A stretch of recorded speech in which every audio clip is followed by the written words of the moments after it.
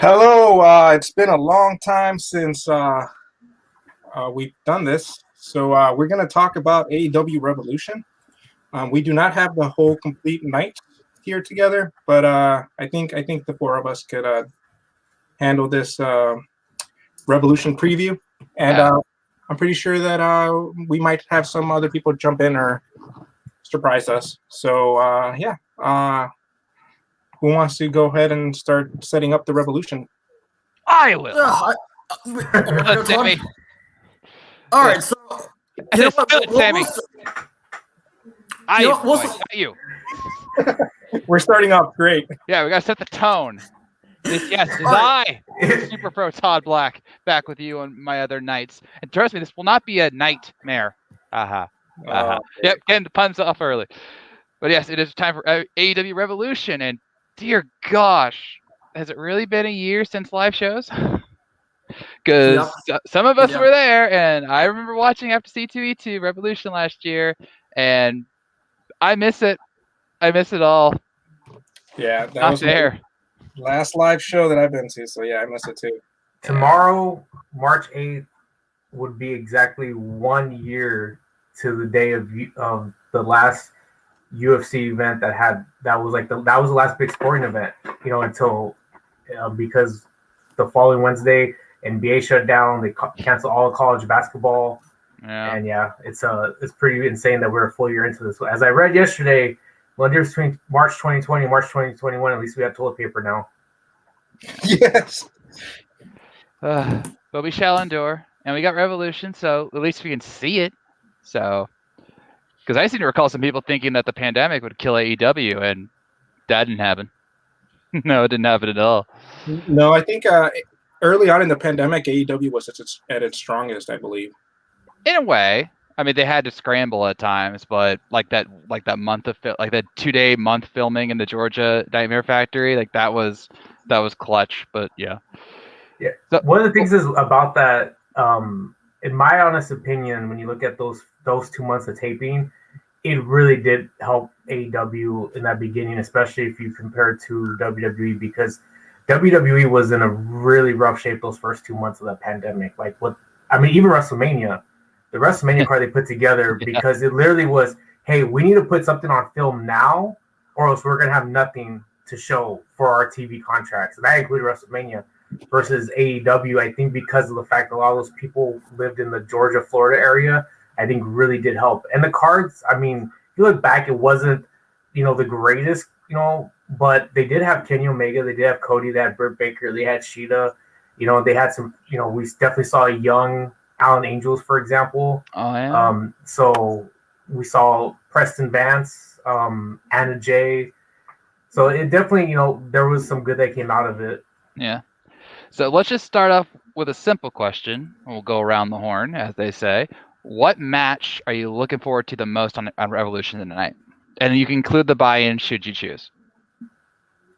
I was thinking about that this whole time. I'm like, what match am I looking forward to the most?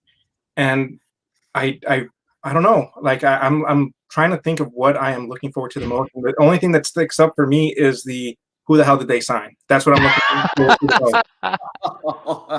Yeah, we were talking about this earlier. Is the hype for the mystery signing more important or more hyped up than the actual pay-per-view? So, I mean, that's how you feel, then that's fine. I mean, I do agree that it feels like, outside of, I would argue, like the Kenny Moxley, because that's been building up since Winter is coming, the build just hasn't been the same. Last year's Revolution was everything to us. It was Bucks, Kenny Page. It was Orange Cassidy versus Pac, and then, of course, Jericho Moxley for the title. They've had so many things building, and this just doesn't feel the same. There's still going to be good matches, I have no doubt, but I would agree that it doesn't feel the same. My match that I'm looking forward to, oh boy. I am curious to see how a exploding barbed wire death match goes, because this is my first. It's my first and hopefully my last. But I know this is cop out. I'm gonna go Sheeta versus Rio, because they want to do this as a full style Joshi match, and as we saw in the BR Live special with the 6-woman tag. When they go full Joshi, it's awesome. Yeah. So if they pull it out, now I don't want. They kind of stumbled over themselves when they did Riho versus Shida at the first All Out. They went a little slower than they probably should have. But if they go full tilt this time, I think this could be a surprise sleeper match of the night. So, Yeah. And I love Shida. So, there's that. Professor? I think for me, the match I'm looking forward to the most is the ladder match because we do have a mystery opponent that will be added in here. There's a lot of potential names that are out there, though I think the one that's, in my opinion, is probably the one that's most traction. I don't want to say likely because at the end they really don't know for sure, but the one that seems a lot of people are thinking is All Ego Ethan Page. And when you look at the face of the Revolution, the two names that stick out is Scorpio Sky and Penta El Zero Romero, especially with some of the things that they've talked about what they wanted to do and putting AEW further on the map and expanding their potential viewing audience. I think for me, Penta winning the ladder match and going into a feud with Darby Allin, I think would be extremely important for their Revolution as well as increasing their viewing base.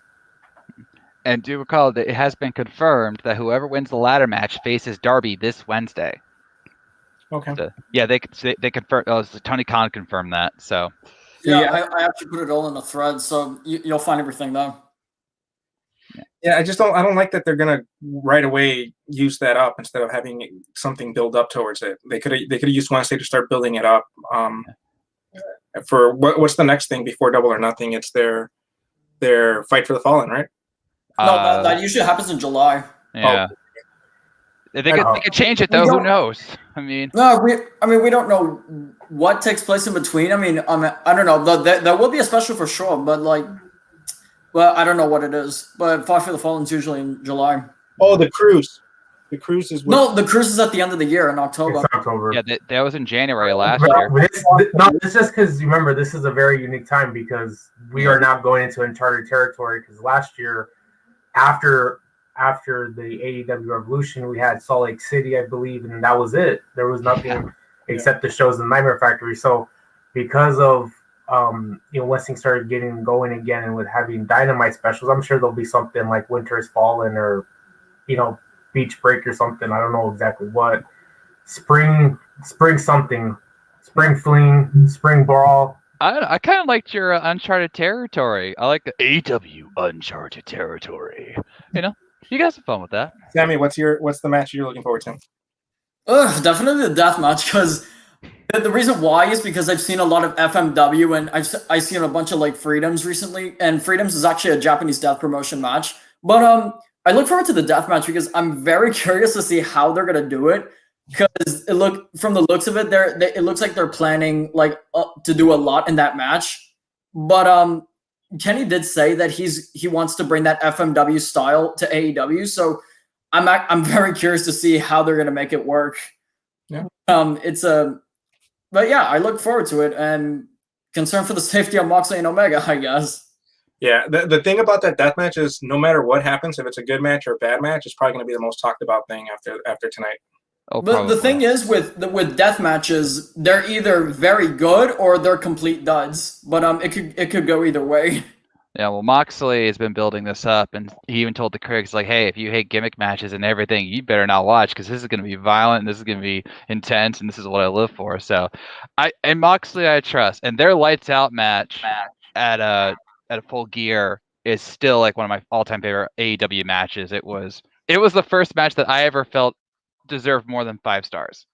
So the first match that I saw that ever deserved more than 5 stars because it was just they work really well together, which you wouldn't think would work because Kenny's one style and Moxley's another, especially with his more MMA fitting that he's gotten since he's come to AEW. But they just work together.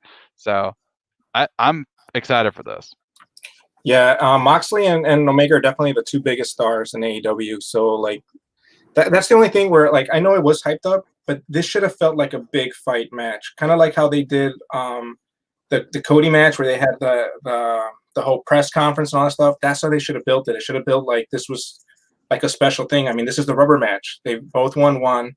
This is gonna break the tie. This is gonna show the world who's the top dog in AEW. They should have like that. That's where I felt like. I mean, it's still huge. I mean, you put Omega and Moxley in any match, and it sells itself. But I felt like AEW could have done more to push it. Yep. One of the things that I was going to add, the one thing I was going to add is the last two Dynamites, especially this last one, I thought was really good. I thought it was probably their best Dynamite they had in a while because of the first hour. But they took their foot off the gas with Moxley and Omega. I mean, the 2 weeks ago they did like just that behind the scenes with Omega creating the barbed wire contraption, and then this last week they had obviously a really good video package, which they do have great video packages, but the ending of Dynamite should have been something with Omega and Moxley, and I think not having that really, took the foot off the gas, and then that's why I feel like you've seen more talk about who's going to be this mystery signing and who's going to be the mystery person put into the ladder match, because that's where it seems like most of the traction's been, is that with not as lot of a discussion about the barbed wire explosion death match that they're going to have. Yeah, I agree with that. Oh, wait, hold on. I sense the spirit of Don Callis. Now, Mr. Jack, I heard you saying incorrectly that Kenny and Moxley have had a split in this match, but you are incorrect because remember, a lights out match is not an officially sanctioned match. Therefore, my client, Kenny Omega, by God, Kenny Omega is actually 1-0 against Jon Moxley. Correct your record, sir. I couldn't resist. I'm sorry. I have no comment to that. Yeah, that's right. You don't have a comment against the invisible hand. It's like, is it really an invisible hand if he keeps telling us he's invisible? I mean, really? Just saying. Well, Cena says we can't see him, so. Yeah, you know what? Speaking of the mystery signing, that is actually going to be kicking off the show. They just announced it. Oh, wait, really? I thought it's going to be kicking off the show. It was Bucks Jim JF. No, they're going to talk about who they signed right away. Right. They always change some of the stuff at the last minute, so I'm assuming it's going to be that and then the tag team title match. Right, where'd you see this? That's the first match of the night, but this is a segment, so I'm guessing that really. All right, so predictions on who do you think the mystery signing is? I'm going last. All right, I'm going with Christian because Tony said that. I think it makes sense because Tony said that Christian, he's been friends with him since late 2019, and Christian always praised Tony about how he's a big pro wrestling fan, and so, and he also, I think, if I'm not mistaken, that Tony actually put Christian on his Mount Rushmore of favorite wrestlers of all time, and Tony said that this is one of my favorite wrestlers of all time, so I think it's him. Yeah, everybody's saying Christian. So yeah, it probably is going to be Christian, but I want to throw out there that RVD is not signed, and RVD is impactful wrestler. Don't you dare. You know what? Actually, RVD's been doing some stuff for WWE as of late. So he's been filming his Icon documentary, and they're also helping him write a book. So, well, he married Katie Forbes, so they could get a 2-for-1 deal there. No, not touching that one. Not touching that one. Oh, come on, you want to. No, I really don't. JR, save us. I really think it's going to come down to Christian, because if you look at kind of the type of wrestling that Tony Khan likes and some of the people that he really wants to keep around, he really was a fan of the Attitude Era, the WCW era, and some of the, I think they're finally sung heroes, but I think it took a while to say how amazing they were, even though we enjoyed the matches, was those Dudleys versus Edge and Christian versus Hardy Boys matches. Obviously they have Matt Hardy, and I think it's fair to say that if Jeff Hardy was a free agent, he would end up in AEW potentially. I just see Christian going that way. It's definitely interesting though, because we do realize, or Edge was a free agent, and they didn't want to give him the type of contract that WWE gave him when he came. But let's say, for example, it was a business decision, but now it looks but for whatever reason, now they finally decided to make the business decision to bring in Christian Cage, who I loved his run in NWA TNA or TNA Wrestling, whatever you want to call it. So I saw a picture of him recently. He looks amazing. We saw him in the Royal Rumble. He looked great. And if he gets one more run, whether it's a small run or a year-long run, it'd be great. I mean, I know a lot of people criticize, and I think it's fair criticism, like, oh, they're bringing in Paul White, they brought in Sting, these older guys. But if Christian can do the things that Edge does, I mean, even though he's older, I mean, he can bring it. I mean, I don't know exactly his age, but I started looking at guys, that maybe been wrestling for, like, let's say 10 or 15 years. Like, like, for example, when AJ Styles finally signed with WWE in 2016, he had been wrestling for 16 years. Same thing with, Christian. Now it's closer to 20 years. I'm assuming a little over 20 years. But if he could still go, yeah, what's the problem with 1 year run? So it's not Christian, because I mean, it's pretty much everybody's saying it's Christian. So it's probably going to be Christian, and he's 47. And I would love to see what some of the fans that were criticizing Edge for being that age and going for a title run would say if Christian gets a big push in AEW. Who would you pick other than Christian? Well, I am going to do another cop-out, and I'm going to say none of the above. All right? Every single rumor that we have heard, from Kurt Angle to Christian, RVD, I even heard Batista today because he made a tweet about, like, another word for retirement, And then there's Uncle Meltzer saying it's going to break Vince's heart, which has people thinking Brock Lesnar, and that's Brock Lesnar. But, I have heard all these rumors, and I'm just like, I keep thinking about what Paul said. He goes, it's not who you think. And apparently the only person who knows is Paul White and Tony Khan.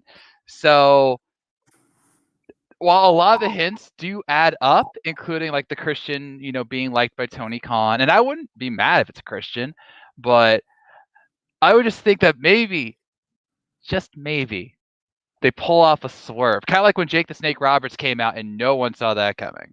Like that swerve that no one sees coming. Like Ethan Page, yeah, we probably got that one pegged. I mean, we had Brian Cage as the last one for the other ladder match from Double or Nothing last year. We had that one pegged.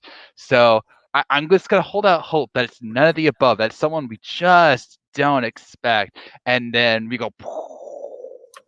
So Ryback is your choice. Yes. Feed me. You know what? More. I'll throw one, like, I'm just going to throw this out there because it's from that time. I don't even know what the contract status is. And a lot of people talked about, the women's division. And, it's like, well, AEW men got, like, Jericho, which was, like, if you want to do a comparison with, like, when WCW got, like Hulk Hogan, they kind of put him, like, on the map and started going that direction towards competing with WWE. They said, and AEW's women division didn't have that. Well, if we're gonna go that way and you want something completely off the wall, I don't think a lot of people have said it. I haven't really seen anything. I'm gonna go with a former member of Team Extreme, Lita. I have heard people wanting Lita in WWE or in AEW, especially after her comments about what WWE tried to do with her at certain times in her runs. So I wouldn't be opposed to that. But then again, we did see what they did to Alundra Blaze, where they used her for a one and done event, and she wasn't happy about that at all. So maybe if you want a really off the wall pick, I've been seeing this one trending a lot. Shinsuke Nakamura. Because, and here's why, people noticed that on the WWE shop page, all his merch is heavily discounted. Like, including that very nice red jacket. It's like 60% off or something like that. And everyone's freaking out. Like, are they going to get rid of him? So they're trying to get rid of his merch? So if you want a really off-the-wall pick, Shinsuke Nakamura. You know what? I actually have heard the rumors that he's not happy in WWE because of a comment he made on Instagram, but I don't know how accurate that is. Yeah. But if it is Shinsuke, then I would definitely be shocked, even though I really, really want him back in New Japan, but I know that's not going to happen. Yeah. But it would definitely be something if it were to be Shinsuke. Like, if Well, if he left WWE, I would say that WWE would have announced it like a few days ago. Yeah, it's not him. But I don't know. I doubt it's Shinsuke, but if it is, then that would definitely be a surprise. No one's not coming. It's not Shinsuke for one reason. I just love stoking these things, but it's not Shinsuke for one reason because WWE has the 90-day clause. And we just saw Shinsuke on TV, not to mention at the Royal Rumble. So, and that's definitely not 90 days from now. So, if he was released, he would have had the 90-day clause, like FTR, like Brody Lee, and like all the rest. So, as much as I love the idea of Shinsuke and AEW, and I dream about it, no, I don't. But it's not gonna happen. It's nice to dream, though. There's only one signing that would stoke a revolution. Oh, here we go. CM Punk. Yes. If he was to join AEW, I guarantee that their Dynamite will start going over 1 million views every Wednesday. He will bring in so much attention. And if they announce it at the beginning of the pay-per-view, I would be interested to see how many people buy the pay-per-view just by hearing from social media. That would be interesting. You know what? There's like pros and cons if you want to debut like Punk right now. But the one con is that why would you debut him in front of 1,300 fans when it's not even a full crowd? That's something I would have to wait on. It's the same thing Brody Lee said, because Tony said, hey, because again, at the beginning of the pandemic, they got Brody, and then Tony complimented him and said, dude, I don't know how this is going to last, but I'll wait to debut you in front of a crowd if you want. And he goes, no, I want to wrestle now. So I don't know if Punk has that same itch, and maybe they'll like build it up to when maybe, hopefully, praying that the pandemic is over and All Out's back in Chicago, his town, that they can build it up and say like CM Punk's, first pay-per-view match, just assuming they don't go put him in Double or Nothing, in AEW in Chicago in front of his crowd, sells out in 5 minutes or less. It just depends on what Punk wants. Tony's clearly flexible on this. I'll just add, let's say it is Punk, and obviously Punk at one point, because it's hard out, because it's been at this point 2014, so 7 years since he last left wrestling at Royal Rumble 2014. But when he last wrestled, obviously there were still over 3 million people watching professional wrestling at any given Monday night, and so if it is Punk though, and that to your question, Sammy said debut is, we don't know what the future holds. That's the whole thing. Like a lot of people kept talking about FTR versus Young Bucks, for example, and I use that one. It's just that's when you'd want a capacity crowd because of how that thing had been built up for so long. And yes, you would want CM Punk in a massive arena, but knowing, with, for example, my profession behind the scenes is we don't know what April brings, let alone May, June, July, and so on and so forth. So if you can, we're going to wait, it's well, how long do you wait? And I think that's, if you look at the whole landscape of the last year in professional wrestling, is how long do you wait to get fans back before you say, hey, we need to carry on with our storylines because we're losing viewers, or we're just getting stagnant. And so while it would be hard that you don't have a capacity crowd, but at the same time, is you're still having to sell a TV product and you still have to sell pay-per-views. The one thing will say, go ahead. I actually have an idea. So why not have him debut tonight, or maybe in a few? Well, tonight would be better. Let's say he debuts tonight, and you're gonna get more people tuning into Dynamite, especially with NXT moving to Tuesdays. They'll be unopposed, and then Dynamite will do much better numbers without NXT, and theoretically, he'll be their biggest draw, and everybody will tune in to see what he's doing.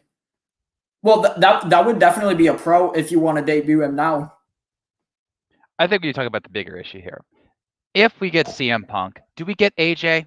Because having her in the women's division would be awesome. I doubt she'll do it because she does say she's still retired, but I think this would be a women's division where, I know it's ironic to say, but she'd be more appreciated. And even if it's just, matches on Dynamite and Dark, she'd be much more beloved than she was in WWE. Even though we all know AJ was beloved in WWE by the fans and not the authority. They suck. It all depends on her spine and her neck, if she wants to get cleared or not, because that's why she retired in the first place. Yeah. It all depends. All right. Well, those were our predictions for the mystery signing. Do you guys want to do the card? Because let's write it down. All of it. Let's go. Starting. So on the pre-show, we have Riho and Thunder Rosa, which it should have just been Riho versus Thunder Rosa, versus Britt Baker, DMD, and Rebel. Reba. They just said that Reba's not going to be wrestling and that there's a mystery partner. Yeah, that's what I was going to say because she Wait, what? to be injured. Wait, really? Did you not like see the post? literally like just right now, like when we got on. Well, I'm kind of paying attention to our show, Sammy. So I am not on social media like a good co-host. News, guys.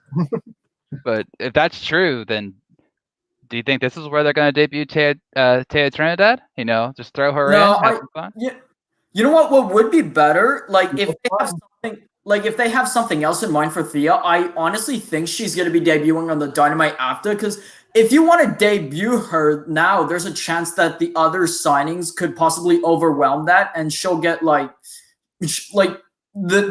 signings later on tonight will be bigger than that. So I'd say it's better to debut her this Wednesday, all because it'll be talked about a lot more, and something like that. Yeah, and then you don't want to put her in a pre-show.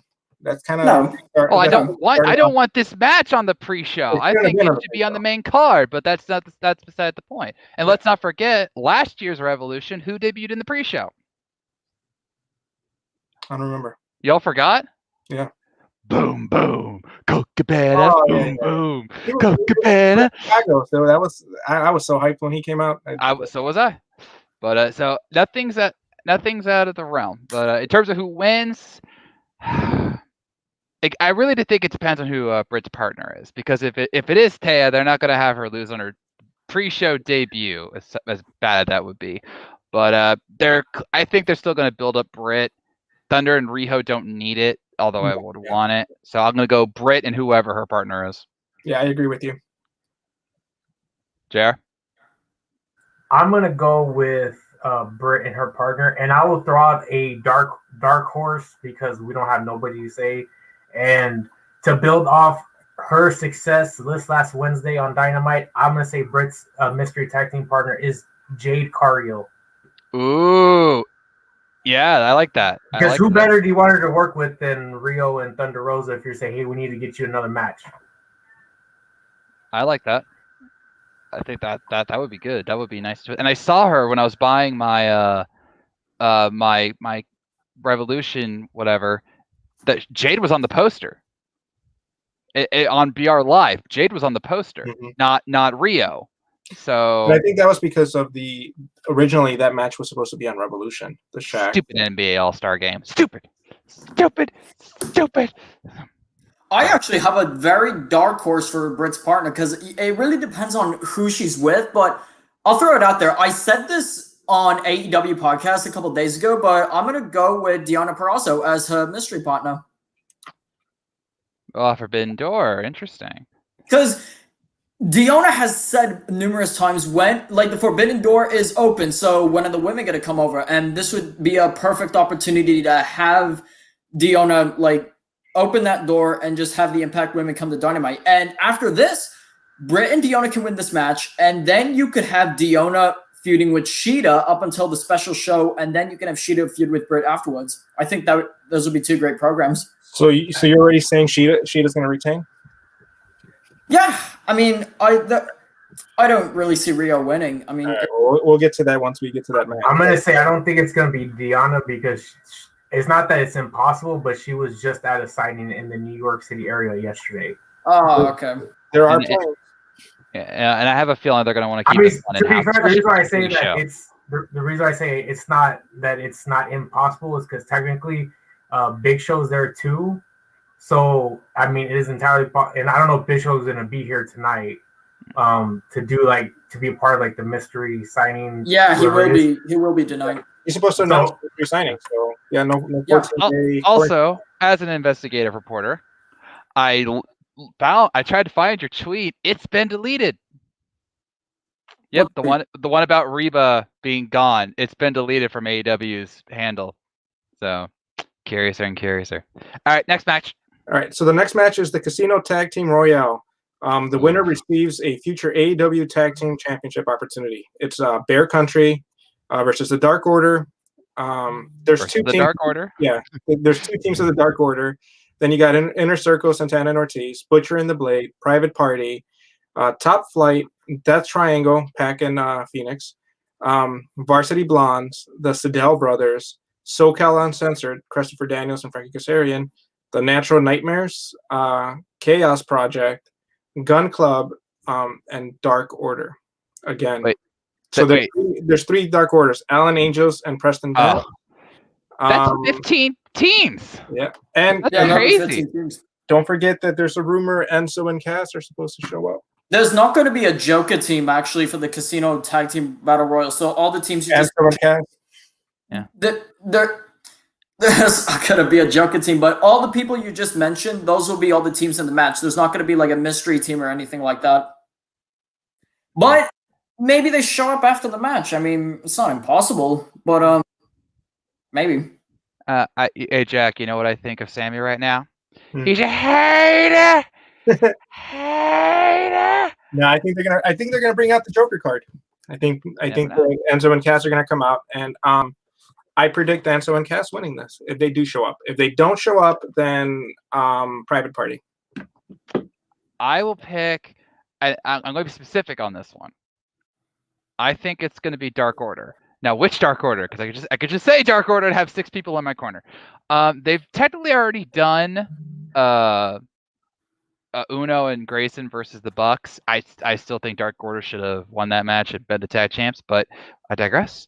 And so I'm going to go real wild card. I'm going to say Silver and Reynolds. I think they're due for a title match. Just have some fun, shake things up. They'll lose, obviously, but just to shake things up, keep the Dark Order relevant. Maybe bring in Hangman at the end to comfort them. It's like, hey guys, you'll get them next time, and then they'll do the whole like clinging hug that we all know they want to do. The Hangman, who doesn't? But so yeah, my pick is a Silver and Reynolds. Yeah. All right. So I'm gonna actually go with.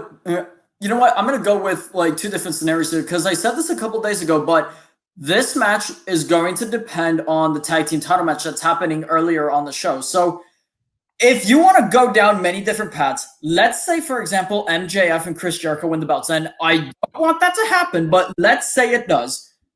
Then in this match, you're going to have Santana and Ortiz pick up the win because it'll give them a title shot, and this will fully disband the Inner Circle. And now let's say the Young Bucks go over, and let's say somebody like Pac and Rey Fenix win. They could have Pac give his spot to Pentagon Jr., and then we have the Lucha Bros and the Young Bucks again. Or you could have a new team, like let's say the Butcher and the Blade, for example, and you could then in a short little feud with the Bucks, and then the Bucks can move on to a new team. But the match, it just really depends on who wins the tag team title match. But I'm gonna go with Santana and Ortiz. I think they have the best shot at winning. And that was Sammy's choose your own adventure pick.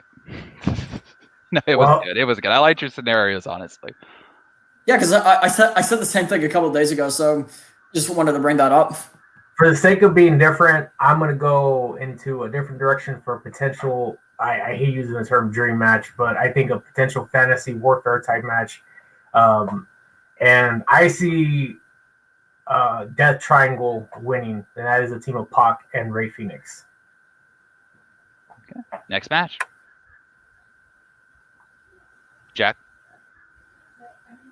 Jack muted.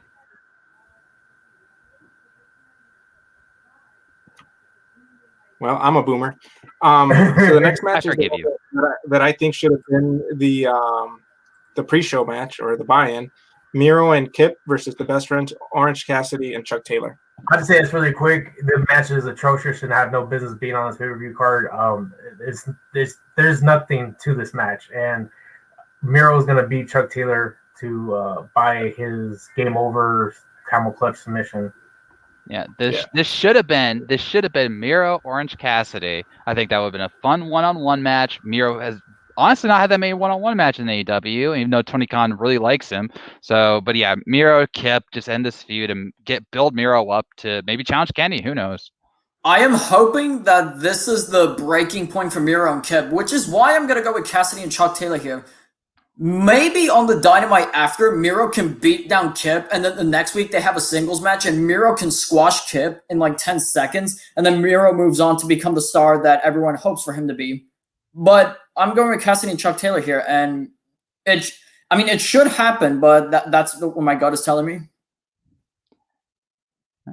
Jack? All right. That would be interesting because I think that Miro right now is just Stagnant. Yeah. Still. Everybody wanted him to leave WWE so he could show his potential, but then he went into AEW and he has the same spot that he had in WWE. So they need to do something with him. Yeah. So then the next match is the tag team street fight, which is going to be a cinematic fight, right? Confirmed. Yeah, cinematic. It was actually taped a couple days ago. They just said today. Okay, so Team Taz, Brian Cage, and Ricky Starks versus Darby Allin and Sting. I really hate what they're doing with Team Taz, and I think Darby Allin and Sting are going to win. Yeah, Sting and Darby Allin are going to win, obviously. According to the report I saw about the cinematic match being confirmed, it's apparently really well shot, and it has a whole bunch of good spots for all four participants, which might be the intent of the whole street fight, is to show off all four of them, with Sting showing he can wrestle but also being safe, Ricky and Brian showing off their skills, and that's fine. But I totally 100% with you, Jack. This has gone on way too long. You want to talk about stale? Look at Brian Cage.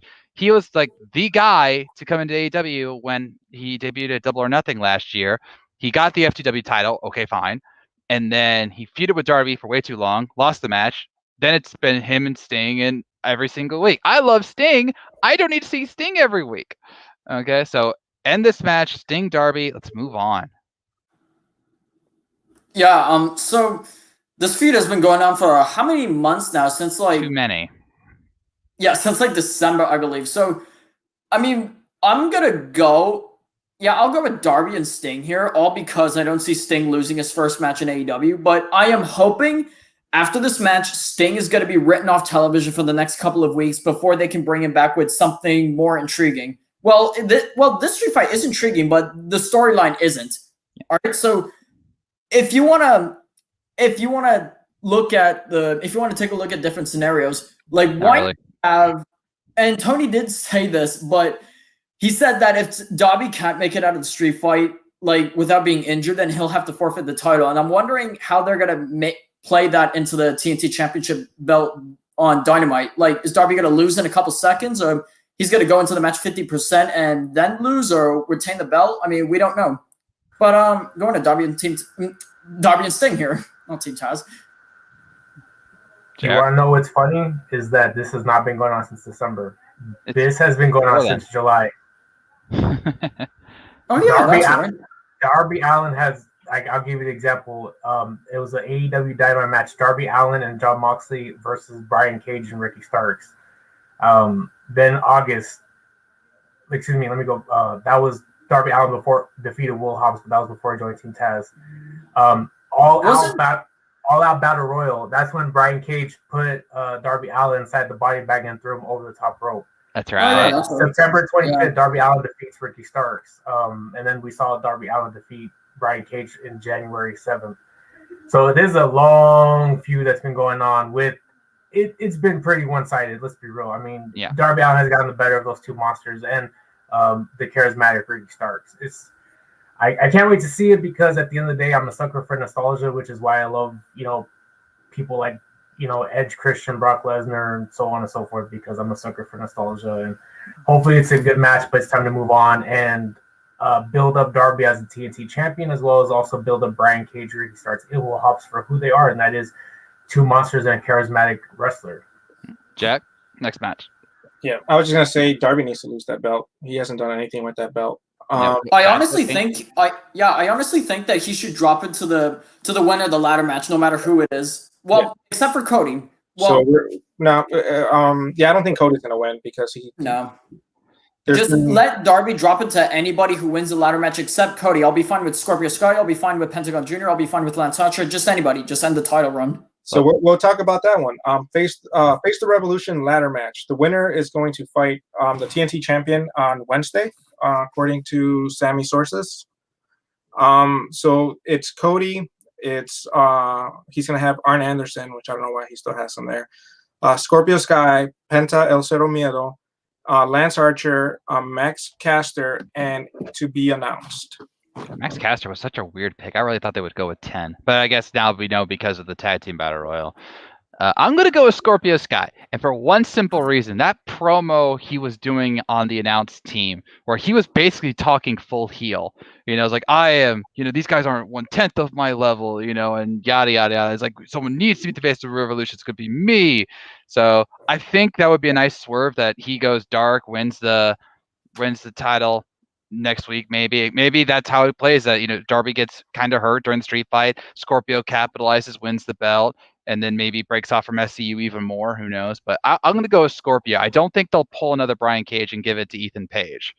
Should he be the 6th pick? We all think it is, though. So my pick, Scorpion Sky. You know what would be interesting is that maybe you could have Scorpio win the match, and then you could just have him show off like his heelish character a little bit, and that breaks him away from SCU. But if you want to do a little feud for the TNT belt between Scorpio Sky and Christopher Daniels, that way Sky can retire Christopher Daniels, I think that would be pretty interesting. But if we're being like I want to choose who should win the match, but I'm actually gonna go with Lance Archer. Because when you look at things, Lance Archer has been like floundering in AEW, and I think this should be this will be their last chance to, make him feel special. And him beating Darby within seconds, and I think that would be great for Lance, because I think he should have a decent run with the belt. And he's in his mid-40s too, so I don't know how much time left. JR? Well, I didn't know they were facing off on Wednesday. I knew that it would happen before Double or Nothing. I just didn't think it was going to be so quickly. So, with that being said, God, I'm gonna go with Scorpio Sky. I'm just kind of thrown off because I feel that's a very quick turnaround for this match. Yeah. So my pick is also Lance Archer. I think that Lance Archer should have beat Cody. It's just that they need a monster. I know they had Brody for a while, and I think Lance Archer will fit in there. Rest in peace, Brody. So that's my pick. Unless they do the same thing and Ethan Page is the mystery partner and he comes in and wins and then he gets the belt on Wednesday, which just seems too fast. But who knows? We all know how it worked out for Cage. So yeah. So we're gonna move to the big money match: Adam Page versus Matt Hardy.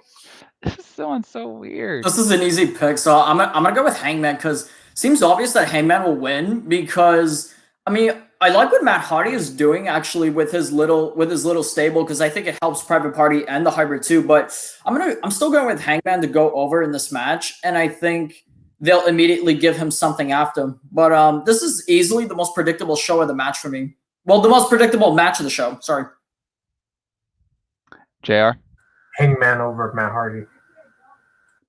Yeah, this match is so weird. Big money match. Okay, sure. But yeah, Hangman's going to win probably with Dark Order's help. So I bet this one will come after the Tag Team Battle Royal, just so they can throw in the Dark Order element. Yeah, I think Private Party is going to come and try to cheat for Matt Hardy, and like you said, Dark Order is going to come in and save Hangman. This is Hangman's match. So we move on to one of the anticipated matches: the AEW World Tag Team Championship, the Young Bucks versus the Inner Circle, Chris Jericho and MJF. I'll take this one first. I think that I'm going to give this one more of a benefit of the doubt than I want to. I don't like how this got built up with the Revolution. I thought they were going for Good Brothers. Maybe they're going to do that at the Impact pay-per-view. I don't know. But do we really need this match? No, we do not. But we also didn't think that Bucks versus Page and Kenny was going to be fun, and that became like the greatest tag team match of all time. So I will give them the benefit of the doubt, but Bucks win totally. Yeah, this is actually the hottest match for me to predict, because the booking for this match has been a little bit weird, because I don't like to see makeshift teams winning belts, because it devalues the entire point of the division when you have so many other teams that could have that spot. WWE. Oh, I'm so sorry. But it's I don't know. This is a weird match, but my heart still says the Young Bucks. I think they'll go over. So I agree with one of our viewers. This is what I predicted, that Sammy's actually going to be the one that cost the match for Jericho and MJF. This last Dynamite, they were throwing shade at Sammy. We haven't seen Sammy for a little bit, so I think that this is where he comes in. And while Wardlow tries to help MJF and Jericho win, Sammy comes in and evens the odds. Yeah, to add, I hate makeshift tag teams, especially with AEW having by far the most tag team division, I think, since going back to WWF in the 1980s. I would have to say All Japan Pro Wrestling in the 1990s, but good point though. Sam, you had your time to talk, okay? Yeah. With that point taken, no, yeah, I mean, it's just I agree with Sammy though. I hate makeshift tag teams. It's horrible because when you have so many, it just like you said, Sammy, you said it's best to devalue the tag team division. And but with that said, I could see like 30 different directions with either Young Bucks retaining or MJF and Chris Jericho winning. And just one thing you said earlier, Sammy, is by your pick of Santana Ortiz. I could see Santana Ortiz winning the Battle Royal, and then MJF and Jericho winning the tag team titles, and then that furthering the split of Inner Circle. But I think based on how they only won, the Young Bucks won the title back in Full Gear, which is what that was 4 or 5 months ago. So I think Young Bucks retire. I mean, Young Bucks retain, not retire. Yeah. They retire. They're like, we're done. We're out here. So we have 10 minutes before the buy-in. So we have 2 more matches. So let's wrap it up. The Women's World Championship match, Shida versus Rio. I think Rio wins. I think Shida has already had the belt for a year.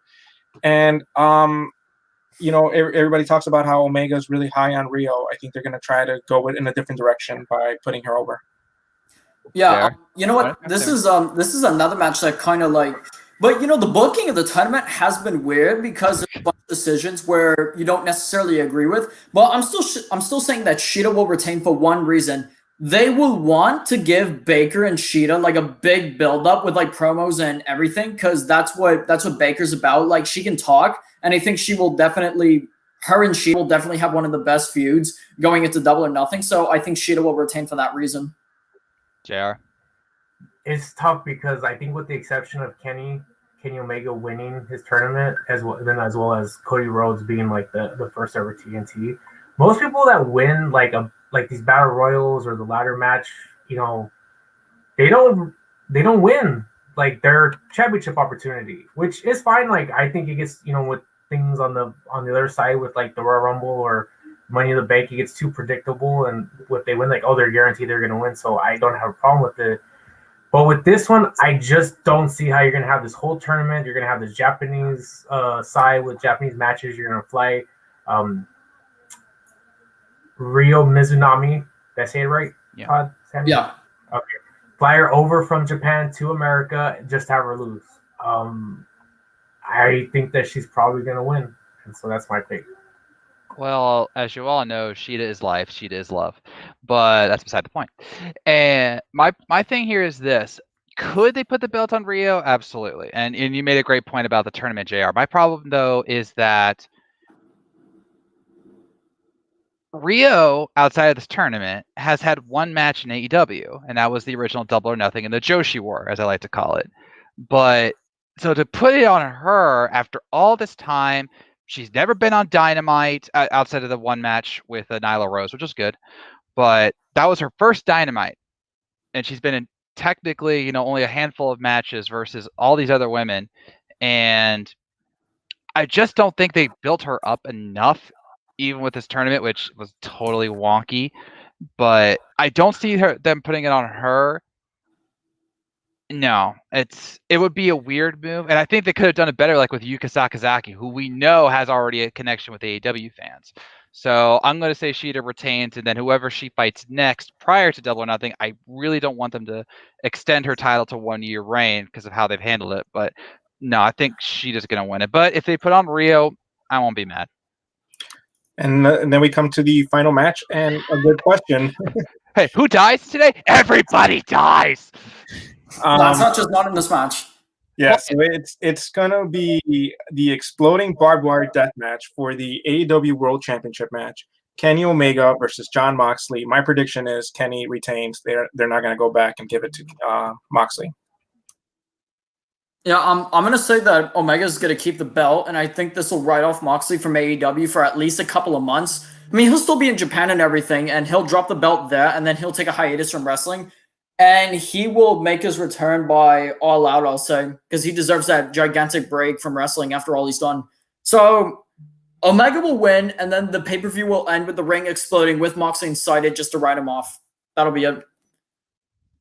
I'm going to say that this match doesn't even happen because Moxley's going to get attacked backstage, and then Kenny's going to come out and brag. And he's like, there's no one in this wrestling world that can defeat me. And who comes out? Kenta.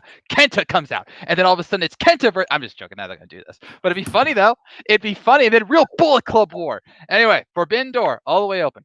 But no, Moxley's not going to win this. They've already kind of confirmed it because even Tony Khan admitted that this rivalry ends tonight, one way or the other. And that would be really dumb if Kenny was to lose and Don Callis being the invisible hand, like not allowing a rematch. So no, Moxley's going to lose. It's going to be spectacular, but no, Moxley's going to lose. So Kenny Omega will retain, and K-Row will be happy. Shout out. You had me. If you said Onita, I was like, you had me. Like I was with you, Todd. What if I said Okada? They were actually supposed to bring in Onita for this match, but the pandemic prevented that. But he'll be watching for sure. He's a former wrestler for FMW. A lot of death matches, and Kenny's best friends with him. What's the most famous one that he did? Sammy Onita.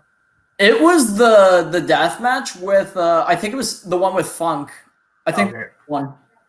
I picked Kenny. I don't see it going. I know a lot of people. I mean, Todd said it. It's not the first time I've heard it. Oh, the first match doesn't count. I saw 1, 2, 3. Omega won. It doesn't matter though because if you don't count the first one, Omega still wins 2-0 the trilogy. So Omega wins.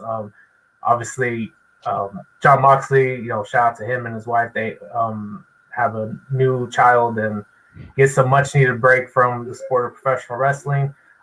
I'll go a little bit different than Sammy. I'll say I think he'll probably be back by Double or Nothing, depending on if Double or Nothing happens in Vegas. Like, depending on this pandemic gets more under control the next 2 months.